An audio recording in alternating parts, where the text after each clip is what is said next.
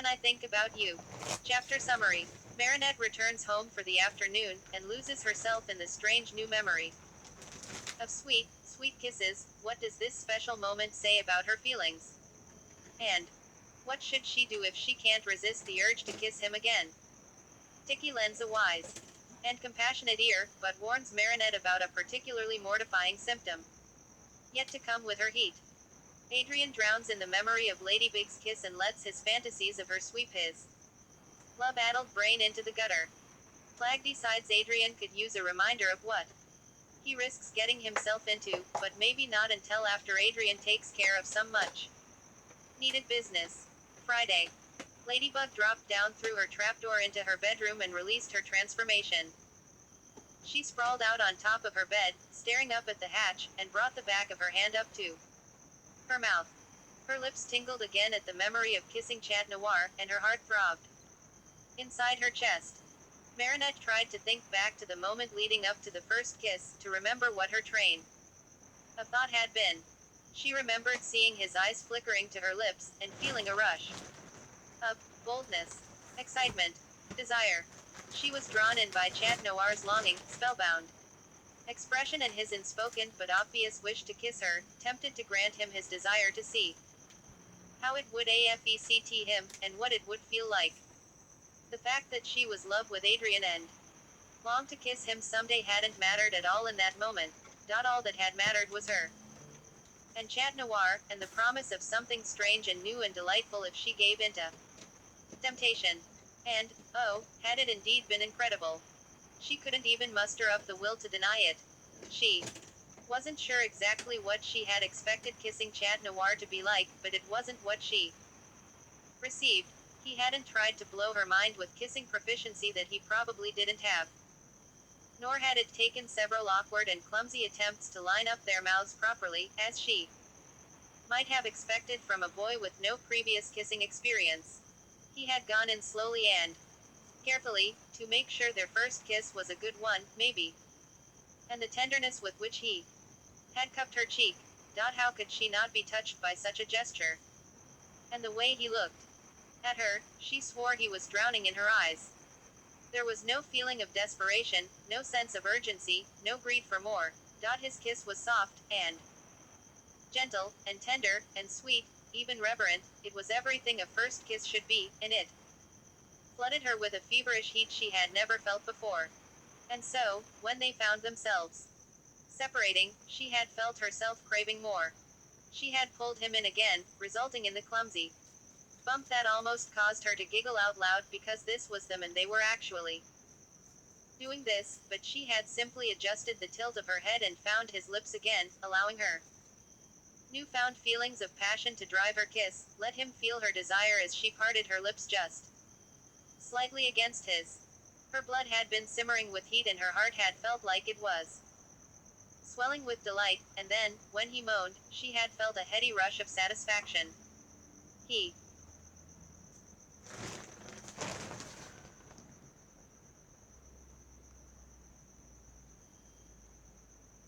craved what she did to him. He let her drown him without shame. She had never felt so desirable before, so powerful even while she let herself fall. Could Chat Noir actually be a romantic at heart? She wondered. Hey, Tiki. She called softly. It's true that the mating cycle doesn't change our personalities. No matter how bad the symptoms get, right? Yes, Tiki responded, flying up from below to talk to Marinette from where she could be seen. It just adds to your reproductive instincts and amplifies your sexual responsiveness. Well, that. And a few side effects. Did Chat Noir tell you about those, from his Kwame?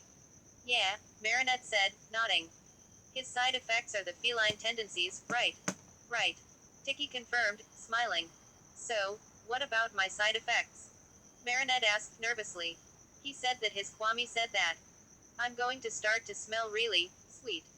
Ah, Tiki's smile became nervous, and possibly embarrassed. Yes, that's true. Marinette squinted suspiciously at Tiki, her tone of voice sounded evasive. There's more to it, isn't there? She said. Tell me, Tiki. I will. Tiki said quickly, waving her little paws at Marinette. I won't hide anything. From you, Marinette, I just know that this is going to embarrass you a lot. Oh. Marinette gulped. Well, I'm gonna find out either way, so you might as well tell me now. So at least I know what's coming. I know. Tiki sighed. Later in the cycle, Chat Noir's sense of smell is going to get a lot more sensitive, especially to you. In conjunction to that, you're going to, become much more wet than usual for you, as you would say, much more easily, too. Marinette's eyes bugged out so far that they went crossed for a moment. Her voice was barely more than a strangled croak. You're saying, like, aroused WW. Wet. Why? Quote. To attract Chat Noir, Tiki said, frowning apologetically. Because his sense of smell will be enhanced, he'll be able to smell it on you. Marinette's jaw dropped open in horror and started to tremble. Quote dot dot dot. Why? She croaked. Why?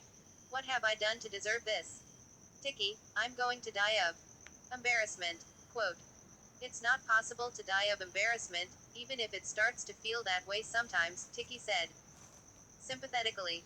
If it helps, just remember that Chat Noir is going to feel just as embarrassed as you, even if he isn't suffering the same side effects. Just imagine what it would be like if you could smell exactly how aroused Chat Noir was just by being close to you. Yes, I'm sure it's embarrassing. Marinette squeaked hysterically.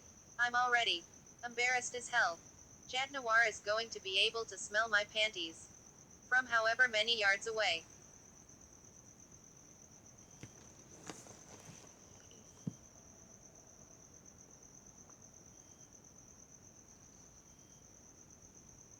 I'm sorry, Marinette, Tiki said sadly. I wish there was something I could do to keep the cycle from happening. But all I can do is tell you how to minimize your symptoms. And I'm sorry to say that kissing him today is going to speed up the process a bit. Not by much, but it adds up quickly, and the further along you get, the harder it'll get to resist. I know, Marinette sighed. And I didn't exactly try my hardest to not kiss Chat Noir. I just really wanted to see what it felt like. And I guess his confession really got to me. It was just incredible to hear how strong his feelings were, and to see him want to kiss me so badly. I know. I understand, Tiki said, smiling kindly. You care for him very, very much. You love him, even if it isn't the same way he loves you. Marinette blushed, thinking back to the rush of emotions that seemed to flood every vein and nerve in her body as she kissed Chat Noir. Could all of that really be the result of normal human instinct, amplified by the mating cycle?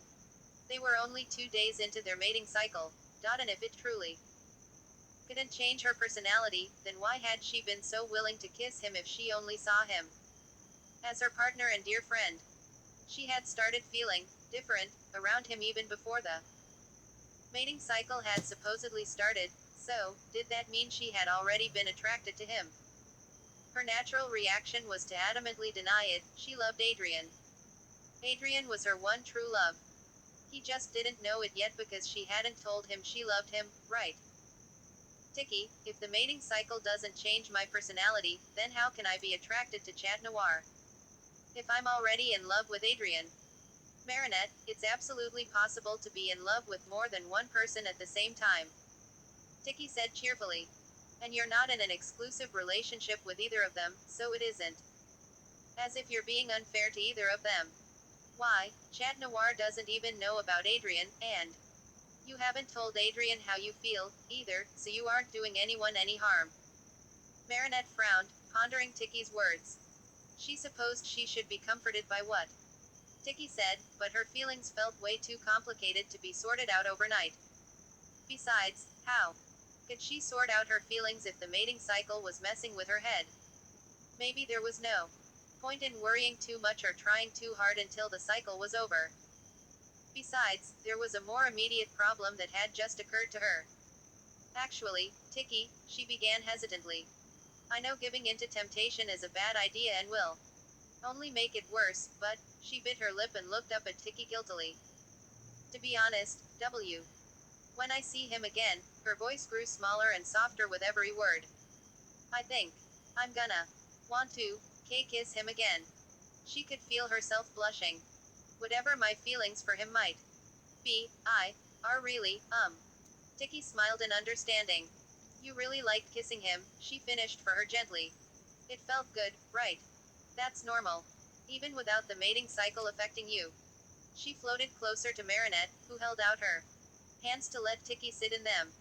I know you understand the risks, and you have a good head on your shoulders, Marinette. There's nothing wrong with craving intimacy, I just don't want you to suffer more symptoms than you have to, or end up doing anything you'd regret later. In the end, I know. You'll do whatever feels right to you. As long as you two come out of this okay, I'll be happy. Marinette smiled at Tiki gratefully.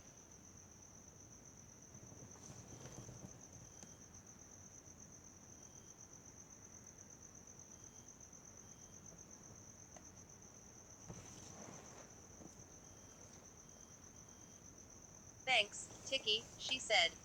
I'm really glad I have you with me to support me and help keep me grounded. I know we'll make it through this thing one way or another, I just wish I could understand my own feelings. I believe in you, Marinette, Tiki said, gesturing encouragingly with a paw. And it's alright if you can't figure out your feelings, thinking about Chat Noir won't affect the mating cycle, so don't worry about fantasizing about him or dreaming about him. Besides, the harder you try to not think about him, the more intrusive thoughts you'll have about him, anyway. Marinette pouted, but she knew from experience that Tiki was right. And, who knows? Tiki added. Maybe you'll learn something new about yourself, she said. Mysteriously. Learn something. Marinette echoed, raising an eyebrow in confusion. What do you mean? If you are attracted to Chat Noir, and you just don't know it yet, then the mating cycle might help you realize it. What? Marinette asked incredulously. How can the mating cycle help me understand my feelings? It infects me with abnormal amounts of lust. How will I know if the attraction is caused by the cycle or not? Won't it just confuse me? Love and lust aren't the same thing, Tiki reminded her. Maybe the intensity of your attraction won't be accurate, but the way you interpret it can only come from you. Think with your head as well as your heart, and you'll figure it out. I know you can. Marinette smiled and brought Tiki up to her face to place a tiny kiss on the Kwame's tiny head. Thank you, Tiki. I'm not sure I understand, but I'll try to remember that. Tiki nodded and beamed at her. I guess I'll try to get some homework done before dinner, Marinette mused aloud. Good idea, Tiki said, taking to the air again. Oh, but one more reminder, Marinette. What? Anytime you start to feel overwhelmed by your symptoms, masturbating can help take the edge off for a while, so keep that in mind, too, okay? Marinette sat down in her computer chair robotically, her face going stony. Sure, Tiki, she said tonelessly. Thanks, Tiki. I'm gonna get so much homework done. Because your advice will help my concentration so much. Tiki giggled nervously. Sorry. She chirped. Just trying to help. You do know it's completely natural too. I know, Tiki. Tilda. Once Adrian had made it back to his room, all he could say was, she kissed me before.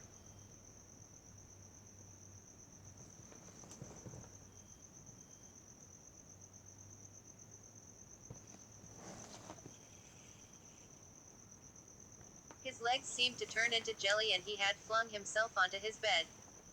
Now he was lying spread eagled across his bed, his arms wrapped tightly around his pillow. He wore a dazed, dreamy expression, his giddy smile blooming into a goofy grin every 5 minutes or so as he stared at the ceiling. Twice, now, he had suddenly rolled over onto his side and buried his face into his pillow. To muffle the sounds of his giggling and what Plag could only describe as keening, it had the same tone as the ah one might emit at the sight of a tiny kitten, but sounded like HNNNNG through the mass of the pillow. It wasn't like Plag expected a reaction any less intense than this from Adrian after being granted a kiss from his lady love. He could just relish his camembert and leave the boy to his lovesick thoughts, but it had been over an hour, now, and he felt that Adrian could benefit from a reminder of why kissing Ladybug wasn't the best idea right now. You do realize, Plag spoke up, that if you two start making a habit of staying after a mission to kiss, you'll end up wanting to scent mark every inch of her body before the second week is even out. Adrian whipped his pillow away from his face and sat up to locate Plag, who was sitting on the headrest of his computer chair. Excuse me, but what do you mean by scent mark? He asked nervously. Oh, you know, anything that will make her smell like you, Plag replied offhandedly. Nuzzling her, rubbing against her, petting her all over, licking her, love biting her neck. Oh God. Adrian hid his face in the depths of his pillow again. His imagination was pulling up vivid fantasies for every intimate act Plag listed, and he could already tell he would be jacking off tonight to many more fantasies of everything he dreamed of doing with Ladybug. He lowered his pillow and looked imploringly at Plag. I couldn't resist her, Plag, the way she was looking at me. The way she whispered. She wanted me to kiss her. She asked. He let out a moan, squeezing his pillow in a death grip. He stared into space, recalling the blush on her face, the desire in her eyes, the way her lips parted ever so slightly as she looked at him. Oh God, her lips. If there was anything in this world more warm and soft and supple than her lips, it could only be some other part of Ladybug that he had yet to touch with his bare skin. Just the thought of holding her bare hand in his, with their fingers intertwined, made his heart feel like it was being gently squeezed by a warm hand, because he had never known the touch of her bare skin at all. He never would, until they were somehow able to meet without a pair of masks to separate them. Until that day, if and when it came, he could only dream, and it was tortuously easy. Ladybug's costume covered almost everything, but at the same time showed off her every curve. In the year since they had met, Ladybug had grown a few centimeters, and her curves had filled out subtly, granting the world a peek of the woman she would become. Oh, she was still slender in shape, and somewhat petite in size, but the sway of her hips as she walked didn't use to hypnotize him nearly as much as it did now. And now, at last, he knew what it was like to kiss her. Kiss me. His heart had throbbed so hard, it was like it had been pressed up against his ribs for a second. She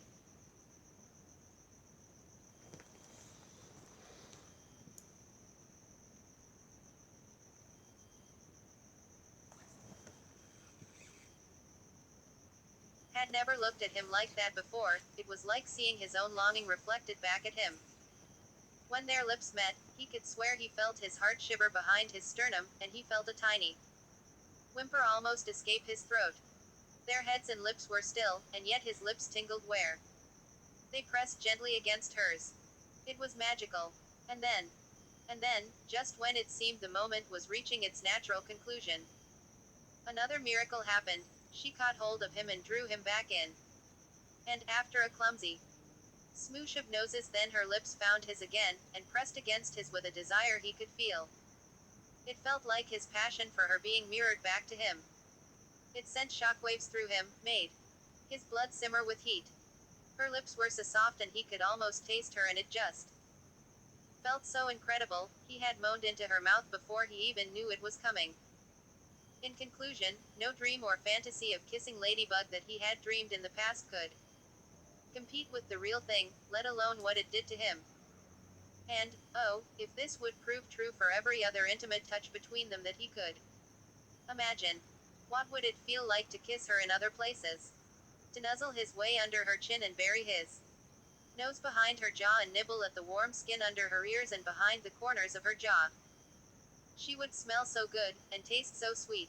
But he wouldn't linger there for too long. He would slowly trace a meandering trail of small, moist kisses down her neck and then press his lips into the bit of her throat. In his fantasies, her suit never got in the way, all while holding her close so that he could feel her every physical reaction against him, and hear every sound that escaped her in his ear. Oh, God, what would she sound like? Would she try to keep herself quiet, uttering only breathy gasps and the softest murmurs? Would she eventually relax and let him hear her squeaks and moans? Would she wrap her arms around him, weave her fingers into his hair, bury her face in his neck or shoulder as she clung to him? Ladybug's forwardness when she had told him to kiss her earlier proved to Adrian a theory that he had had for a while about what kind of a lover she was, while he was sure that she was just as susceptible to nerves and bashfulness as he was due to lack of experience. She was definitely about his age, so he assumed they were both new to this game called love. He also felt that she was a girl who, when she felt sure of herself and knew what she wanted, she wouldn't be afraid to tell him what she wanted, and by God, he'd do anything for her if it pleased her. He recalled instances when she had scratched him under the chin, rung his bell, pet him on the head, and scratched behind his black cat ears for a job well done. Yes, she may have already picked up on the fact that he had a thing for praise from his lady. She was certainly clever and observant enough. In fact, she could probably map out every sensitive spot on his body, even ones he didn't even know he had, and reduce him to a puddle of goo in minutes. Adrian squealed into his pillow again and let himself flop backwards in his bed. Oh, just get it over with. Plag grumbled. I'll just stay over here and watch TV while you do your thing, and then maybe you'll be able to do something productive after you eat dinner, like homework, or a shower, or sleeping, anything besides just writhing over there. Adrian took his pillow off his face to glare at Plag. I'll fantasize about Ladybug and writhe all I want, thank you, he grumbled. And if you want to watch TV, help yourself, he added. Nobody's stopping you.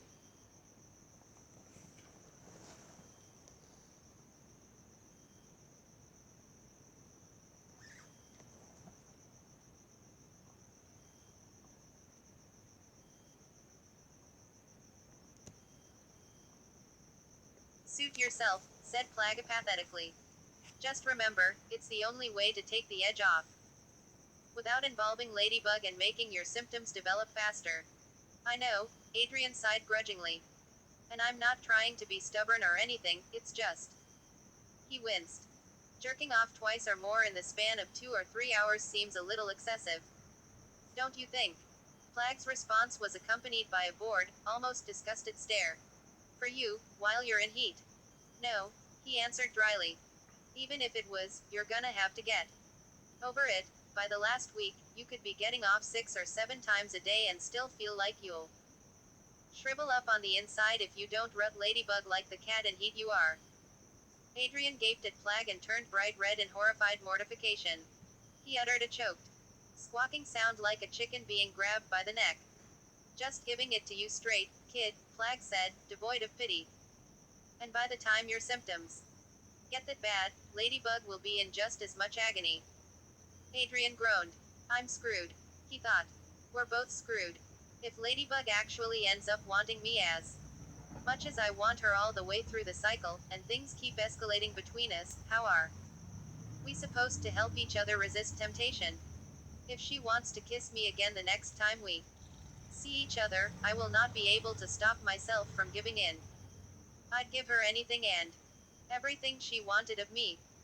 These thoughts only served to reactivate the fantasizing part of his brain again, and Adrian didn't have enough willpower left to redirect his attention again. Had Ladybug picked up on how weak he was for her, from their kiss? Probably. But would she put this knowledge to use the next time they saw each other? If she had their best interests in mind? The smart answer would be no, but hell if he didn't really want to see what she could do to him. Did this make him a masochist? Hey, if it was for Ladybug, that was fine, she could inflict as much sweet torture on him as she wanted. And if she decided to show him no mercy next time? Oh, how would she destroy him? She wouldn't stop at just kissing him breathless, oh no. She would press her hands against his chest so she could steer him towards the nearest wall and pin him against it before she kissed him. Senseless. All he could do was concentrate on not passing out from lack of oxygen intake as she kissed him hungrily, greedily, with reckless abandon and no restraint, as he did his damnedest to match her pace and level of passion. She would let her hands wander freely, pressing and sliding up and down his torso and clutching at his biceps and shoulders. Or maybe her hands would make their way all the way up to cup his face, or weave her fingers into his hair. His fingers would be buried in her gorgeous black hair, claws gently scratching against her scalp, or desperately clutching at her hips as she pressed and squirmed against him. Oh, the sounds she would get out of him. And the sounds he might coax out of her, soft grunts and murmurs, delicious moans and whimpers of pleasure, whines of longing. Once she had them both gasping for breath, she wouldn't be content to linger, she would let her lips trail lower, sprinkling kisses down his throat, until she found her path impeded by the neck of his suit. Adrian happened to know that the bell at his throat could be pulled down to unzip his suit, but only because he had gotten curious one day and tried it. Ladybug probably hadn't had reason to wonder.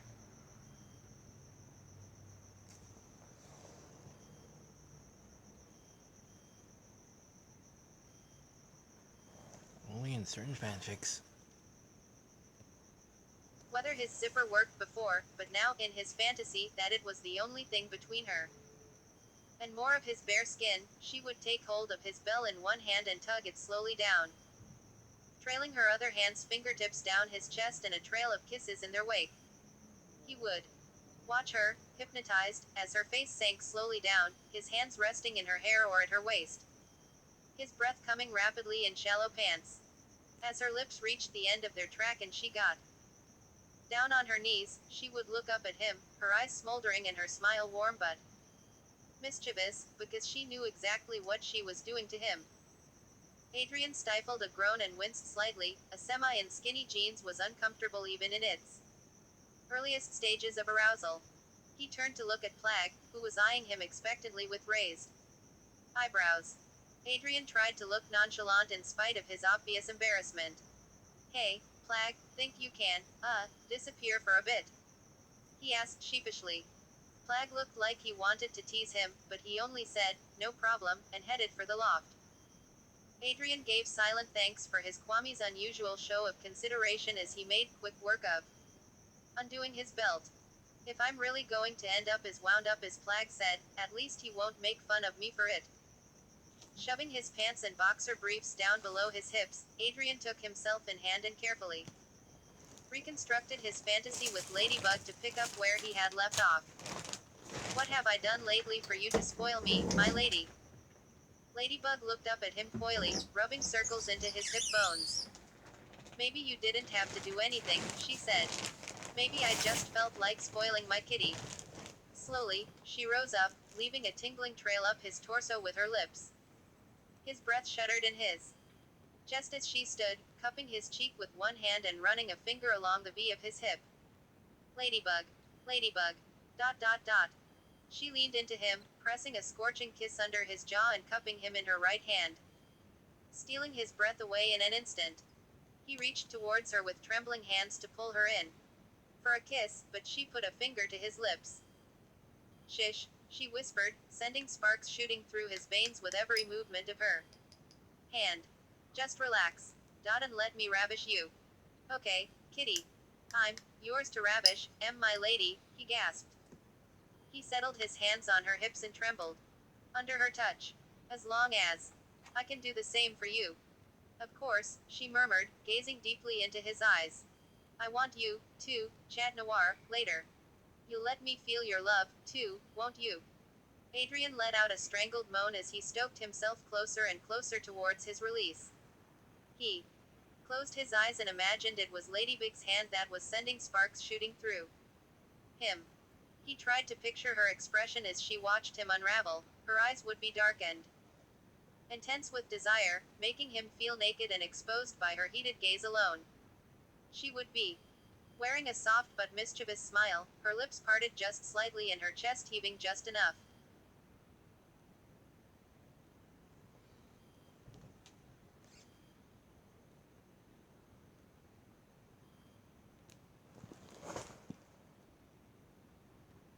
to show her slightly breathless excitement. He briefly wondered, as he often did, how accurately his fantasies reflected the ways she might really express her passion. Did he know her well enough to guess how she might look at him, how she might touch him, what she might say? He wanted so badly to know. He knew he shouldn't assume, or even hope, that the mating cycle might be the time she finally came to him and embraced his love for her. But she had kissed him. She said she had feelings for him. She said his love made her happy. How could he not hope that maybe she was finally beginning to fall for him? She had kissed him. He had no way of knowing for sure, but somehow it just didn't seem like Ladybug at all to kiss someone she didn't feel something like love for. Not like that. Holding on to the memory of her lips moving against his, he pumped himself frantically as he groped around blindly with his other hand for the tissue box on the corner of his desk. Yanking 5 or 6 tissues free, he held them at the ready in a wad by his side as he panted over the finish line. A thin moan escaped him as he came, muscle spasms sending a great shudder up his spine and causing his toes to curl briefly. Once he had spent himself into the tissues, he lay there for a moment to catch his breath, blinking blearily at the ceiling. Eventually, he pulled his underwear and pants back on, and, after standing to throw the tissues away, he buckled his belt again. He didn't feel any different than he normally did after taking care of himself, so Adrian assumed he wasn't on his way to needing to masturbate more often than usual as a result of his symptoms worsening, the way Plagg had described. But if the only way to keep his symptoms from worsening was to minimize his contact with Ladybug, and he couldn't bring himself to do so. Hey, Plagg, Adrian called. If we assume a supervillain appears every other day at most. Like you said, but Ladybug and I minimize contact with each other as much as possible, how bad will our symptoms be by the end of the mating cycle? Plagg came flying down from the loft, satisfied that Adrian was done taking care of business.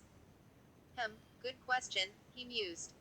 Every Chat Noir and Ladybug are different, so the mating cycle won't affect them all exactly the same way. Well, I'm just asking about us too, Adrian said.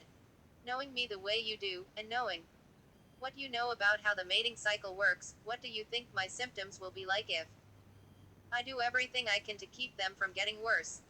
Plagg held a paw to his mouth thoughtfully. Adrian waited with his jaw clenched nervously. Well, you'll have to deal with all of the feline tendencies no matter what, but the urges won't be as strong as they will if you and Ladybug keep smooching. Adrian pouted but kept his mouth shut. And you'll probably end up masturbating more often than usual because you'll be fantasizing about Ladybug more than usual. Again, is it even possible to fantasize about her even more than I already do? Adrian wondered. And, in general, you'll just be even more attracted to her than usual, Plagg concluded. Actually, he added, I should specify. Call me ignorant or naive or whatever, Adrian interjected before he could stop himself, but I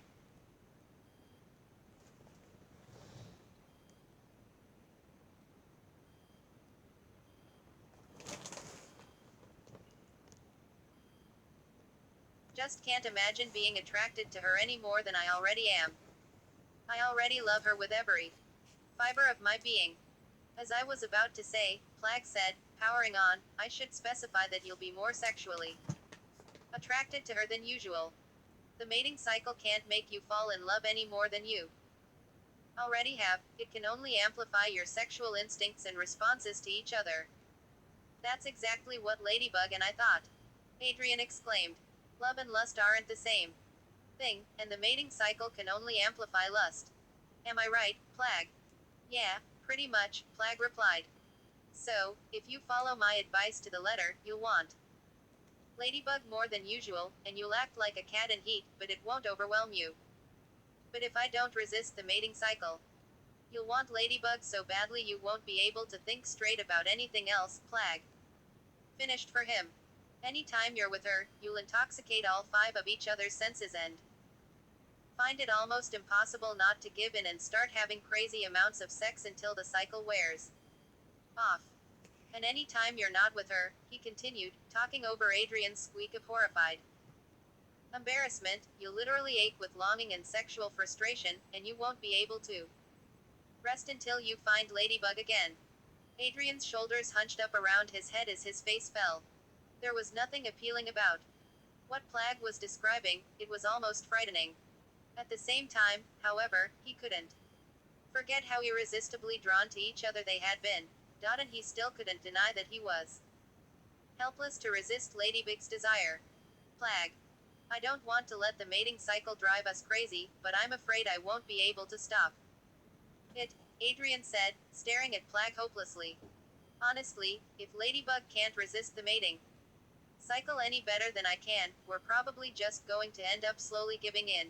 And I'm not saying that to shrug off responsibility onto her. He sighed. I already love her, and want her so much, that if she wants me, too, if she loves me, too, I'll just end up giving in to her. Plag heaved a deep sigh. I was afraid you were gonna say that, he grumbled. Well, if it can't be helped, it can't be helped. Look, Adrian. Plag came closer to look Adrian more directly in the face. Adrian held out his cupped hands and Plag settled down to seat himself in them. I'm not telling you to resist the mating cycle because it's bad, Plag said. I'm telling you so. You can keep your symptoms mild so that you don't have to be miserable. If you and Ladybug don't feel ready to do the whole do, then you shouldn't have to feel forced into it. On the other hand, if you two really want each other in that way, and the mating cycle is just what urges you to come together, it wouldn't be a bad thing, even if it caught you two by surprise, right? Adrian blushed at the mention and thought of he and Ladybug doing the whole do, but smiled at Plag. Because the small but wise Kwame was right, his partnership with Ladybug was unshakable, and nothing that might happen as a result of the mating cycle could ever change that. So then, what should I do? Adrian asked, his brow furrowing again. I don't want us to have to fight against our feelings, but I don't want Ladybug to end up doing anything she might regret. Because we both get carried away.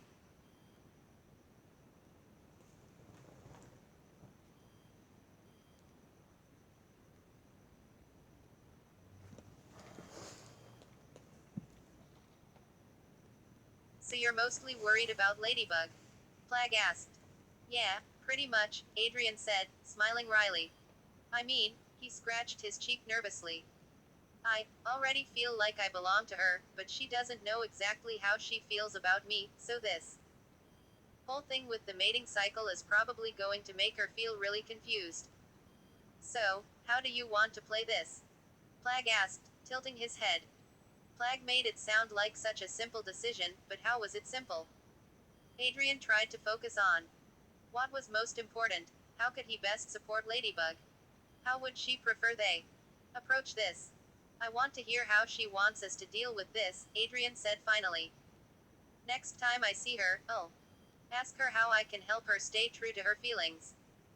She can take the lead, but I'll keep an eye out for her. Okay, that works, Plag said nonchalantly. Just try to get your serious talk over with before you get distracted with smooching. I know, Adrian said with a laugh. If I don't see her for a while, our symptoms won't be much worse by the next time we see each other, right? Yup, Plag said, floating up into the air again. But if Hawkmoth keeps churning out a supervillain every other day, you two won't be able to stay away from each other enough to keep the mating cycle from getting rough. So Hawkmoth gets to be an even bigger problem than usual. Adrian groaned, rolling his eyes. That's just great.